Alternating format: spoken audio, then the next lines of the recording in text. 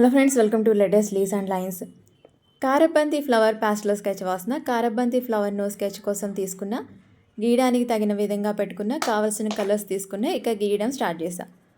First ఎల్లోతో పై పార్ట్ని draw చేస్తూ, గ్రీన్తో కింద పార్ట్ను ఒక క్యాప్సిల్ లాగా డ్రా చేస్తూ, బ్రౌన్తో పెటల్స్ను డీటెయిలింగ్గా డ్రా చేస్తూ, బ్లాక్తో పూరేకుల మధ్యన గ్యాప్స్ను లైన్స్ను డ్రా చేస్తూ, కొన్ని లైన్స్ డీటెయిల్స్ను గీస్తూ, పెన్సిల్తో కనిపిస్తున్న షాడోని గీస్తూ స్కెచ్ను డ్రా చేస్తున్నా. కారబంతి పూలు 2-3 కలర్స్లో ఉంటాయి. మామూలుగా బంతిపూలు సింగిల్ కలర్లో ఎల్లో లేదా ఆరెంజ్ కలర్లో ఉంటాయి. కారబంతి పూలు మొక్కలు పొడుగ్గా పెరుగుతాయి.